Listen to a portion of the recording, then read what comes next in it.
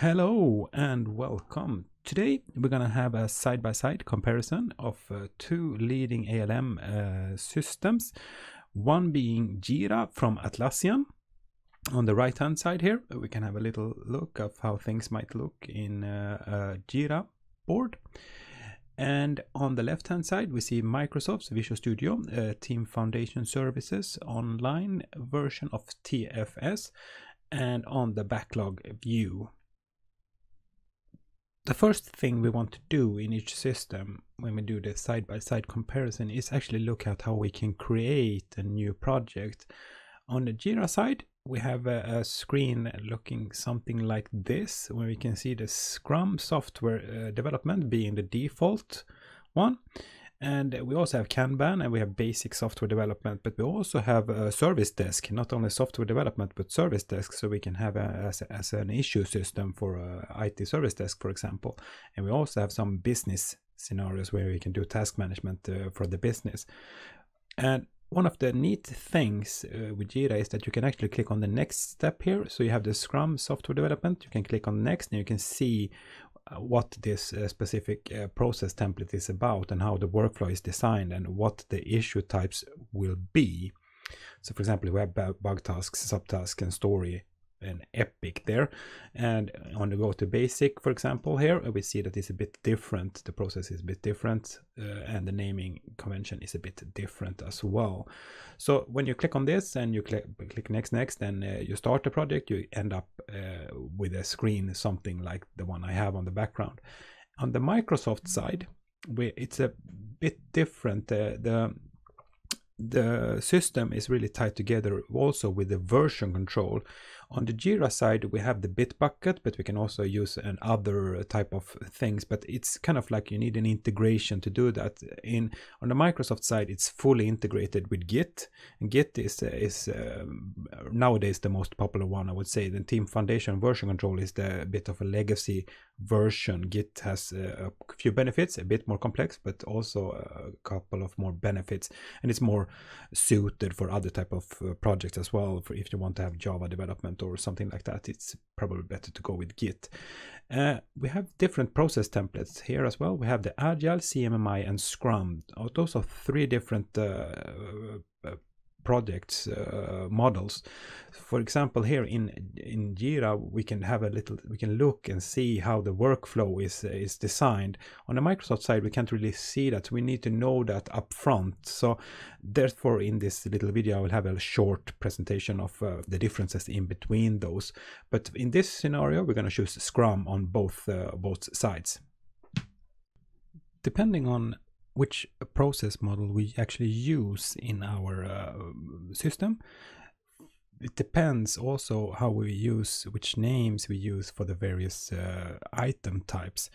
In this example, we have the Team Foundation server of Visual Studio Team Services Scrum template, the process template for Scrum. And here we can see that we have the portfolio backlog level. We have the epics and features on that level. We can turn off epics if we don't want to have them, and we can turn off features as well if we don't want to have it. But typically it's features is turned on and epics is turned off by default out of the box.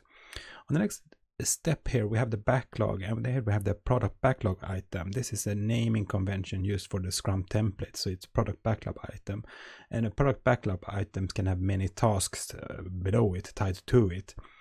And bugs can either be on the product backlog item level, tied on the same board as the product backlog item, or it can be on the task level as well, so it's included among the tasks. And in the Scrum template we also talk about other item types like impediments and test cases. Going from there, we also have in the Team Foundation server, we have the Agile model. Here we also have epics and features, the same as we had on the previous one. And we also on the backlog level, see this blue one here, it says user story. And that's a bit of same thing, but a different name just for the same thing. And tasks and bugs are the same. Bugs can either be on the task level or on the user story level. We have other items that we can have here as well. We have issues and test cases. So in TFS, we also have a third one out of the box, and it's called CMMI. And this is a bit different because we have so many other types of issues. On the lowest level here, we have the issues and change request, we have test cases, and we have risk, and we have reviews. On the top level, on the portfolio level, we have the same as the other ones, but in the backlog level, it's called requirements, and the same goes for bugs here and this as well. We have on the requirements level or on the task level. Looking at the JIRA, it's a bit different how we use the words here. We have the epics. Epics is the top level here. It's the same as features was, for example, here it's the same feature. Epics is a one level up in Team Foundation in Microsoft stack. And everything in JIRA is revolved around issues. So everything basically is an issue of various types. So it's all linked together in various issue levels. So everything here is issues. And we typically, in a Scrum process template in JIRA, we talk about tasks, bugs, and story. I think the story is the ones that we use the most, and we tie subtasks to that story. And that's typically how we design things in Scrum using JIRA. The V model is really useful when it comes to describing the various layers of how we can use the various work items. For example, we can have epics and features. It symbolizes the business needs, and what we do in the end of the V model here is actually test off and do acceptance tests and see if what we delivered actually meets the actual needs. And that means that the epics and features is the one that we're gonna do the acceptance test towards. On the next level, we have the high level design and the system specification, and that really verifies that if it's correctly built. And there we do a system test and integration test, and we test typically towards a user story or feature. On the next level, on the low level design and construction level, we typically do unit testing. And here we also have the tasks, but in some cases we might have bugs on this level, on task level. We might also have the bugs on the user story level. So one of the first things that we actually see is the dashboard. So we're going to go to the dashboard, and here we have the JIRA dashboard on the right hand side. And Microsoft is a bit different in the structure. You have the work tab here, and you have the home tab of the dashboard. In JIRA we have the menu up here, so we have the starting dashboard. And just so we can have a little look here, we can, on both systems, we can add various widgets and dashboards items. We can add stuff here, and we can add small things and see what's important to our team and what's been happening along there. On the Microsoft side, we have this little neat button here where we can click and add stuff as well. So, and we have a grid system with the layout, and we also have some wiki items, some markdown things that we can use. And we also have this welcome thing here where we have this markdown where we can create MD files as a part of that as well. Now we're gonna look at the backlogs of the various of the JIRA and TFS.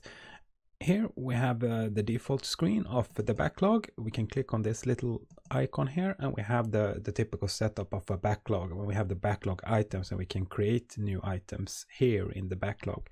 We have various different types. We have stories here, and we have a bug. On this both systems we have the same setup, the same scenario. So the thing I'm going to do here is we're going to do an epic of a sad trombone, a little application just to you can push a button and play a sad trombone song. That's the only thing, and it's going to log the event when you do that. So for that we need to have 3 stories, the one being the graphical user interface, the other one being sound player, and a log. And also I'm going to have a bug, introduce a bug saying that the system is not working. So this is what it looks like in JIRA. We have the backlog and we have the epics. In the epics we have the sad trombone, and we can see here we have 4 different issues in here of this, and all of them is tied to the sad trombone, and 3 of them is being assigned to me, and we have various story points or hours depending on our choice and our settings. On the Microsoft side, it looks something like this. We have on the top level, we have features, This is something that Microsoft is doing, that we have an additional level on top of this when we can have also epics. So for example, if I click on here and I click on the backlog, we can see we can actually turn on epics as well, and we should have epics as another level on top of features, so we can have boards and backlog items on the features and epics levels as well. That's a really neat feature. So here I can see in the features here, I can expand this and I can see which I have product backlog items depending on the template I chose. I chose Scrum in this case, so I have a PBI. So I have 3 PBIs here, and I don't have any bugs yet because I think I have the bugs on the backlog level here and I haven't tied it, so it's in here in the backlog item. So this screen looks basically the same as this screen, but we have the epics here. It's a little bit hidden here in Jira, but we can expand it here and we can see the epics. And epics is basically the same thing as features, and epics in the TFS is a one level up towards features. So if I want to add something to this backlog, I can press on Jira, I can press this little create issue here, and I can choose, I can type in something, whatever I want to read, and I can choose if I want to have a story, a task, or a bug. And one of the things with Jira is that on each one of the stories, you can also have sub tasks. So you tie it together with subtasks under the various stories, and this looks a bit different in Microsoft's tool. You expand it here and you have the tasks here. So in Microsoft, if I want to create a new PBI or a bug on the same level as I did on the create issue, I do it here just by pressing add on this button, and I have a new PBI turning up here, and I can press this plus here and I can add tasks to this PBI. So it's a bit different, the layout of this. And going to the board of the actual sprint, when I created the sprint, and I can do this in Microsoft, when I create the sprint, I do this, I can just drag the various items to the sprint here. In Jira, I can open up the board here as well, and I can look at the board on this screen. We have the same type of setup. We see here, if I collapse those 3 and the issue, we have Scrum 1, 2, and 3. This is a naming convention of when I created the short name of the Jira. So typically one of the things you do in Jira, you use this a lot. You use this as an identifier. You don't use that as much in the TFS, I would say, because it's kind of hidden. It's up here. It's 87, the product backlog 87 here. Here it's more visible, the actual as a reference, as something to talk about, and maybe we have a typical naming convention for this. And I can see here I have subtasks on this, and I can see here on the subtasks and on the board I have to do, in progress, done, to do, in progress, done, and the same Scrum board.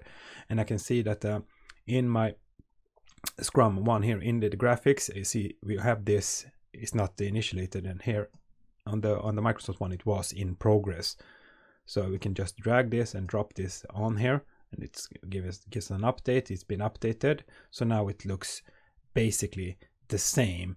Here we have committed to this, and we just move that back, and now it finally looks the same.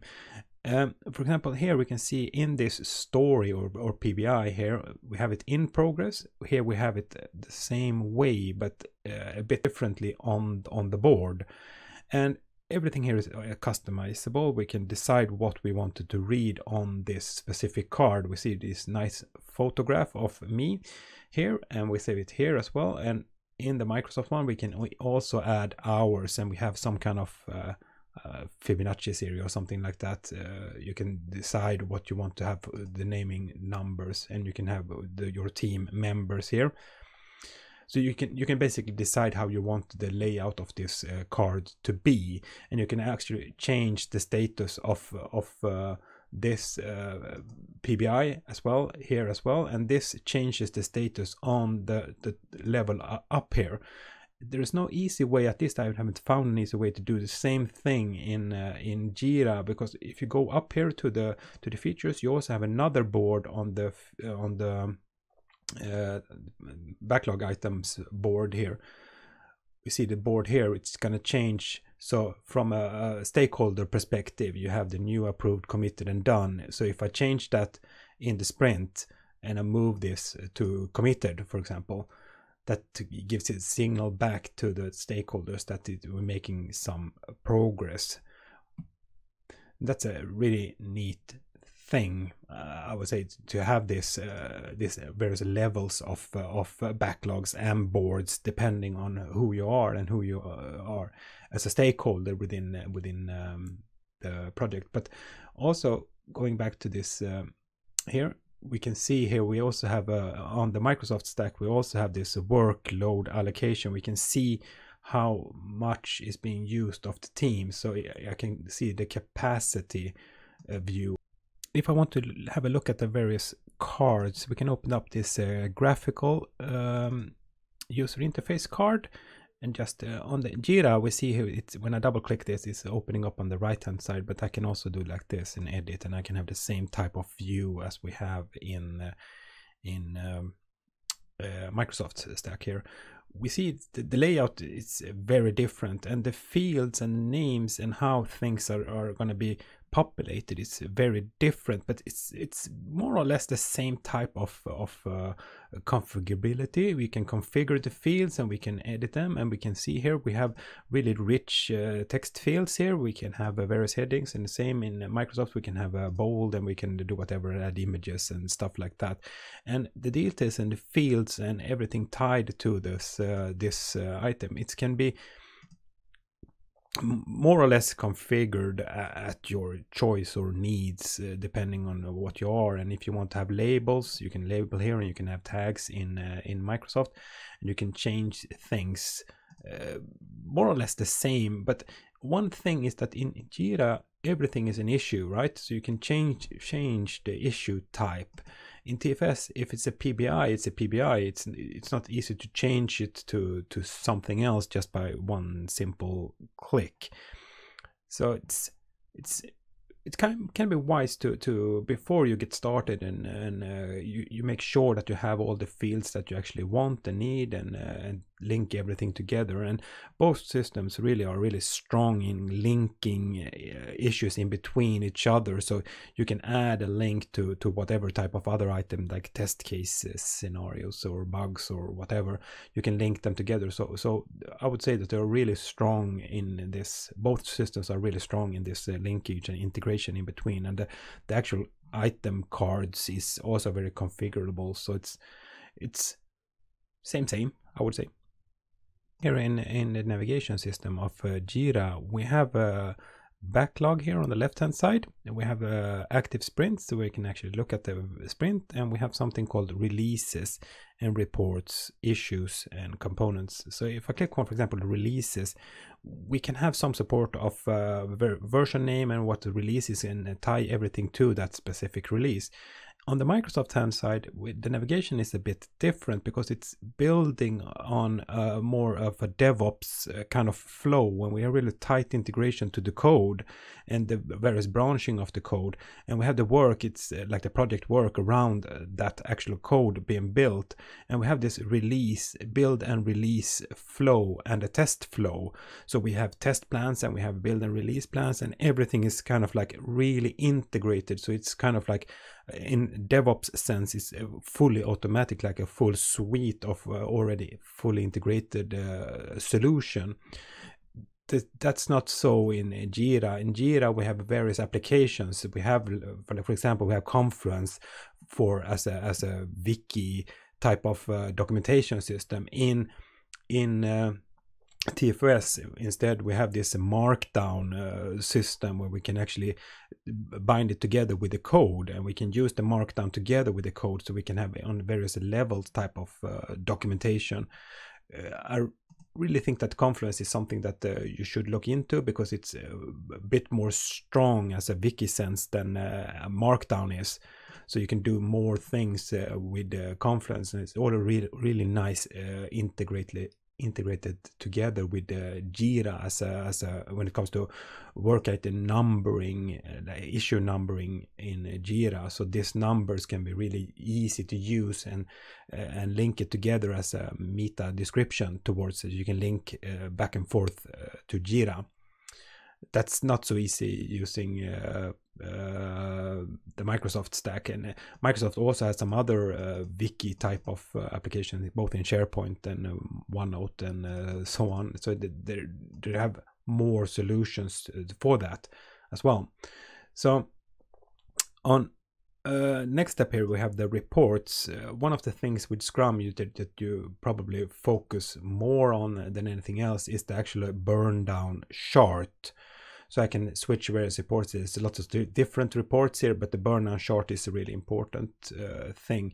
In Microsoft, you have the reports. You can have it on the dashboard. You can add really nice reports there as well. But the main report is all really nicely up here in the corner. So for example, if I'm in a sprint here, we can have this cumulative flow, or we can have this in this Scrum model. We have the burn down chart, and we have it really nicely fit here as well, so we can see it. The burn down chart is really accessible for us. Here it's I think the reporting system, the pre-configured reports in JIRA is probably better than the ones I've seen so far in TFS, but the data is there, so it's a matter of which reports do you want to aggregate. So in JIRA we have this built-in search and query system. I think it's called JIRA Query Language, where we can filter everything and arrange everything in a really nice and create the reports that you want. The same thing is true about the TFS. We have this query system here as well, where we have various queries that we can list all of the items, both my items and for example current sprint, block tasks, open impediments and test cases, already pre-configured search queries. So the query system is really strong on both systems. And that's probably a key thing. You need to be able to search on everything and arrange everything and group everything and create stored searches that you want to aggregate, either as a widget on the dashboard or something that you want to ship out or and put in an email automation routine or something like that. So really strong query systems on both JIRA and TFS.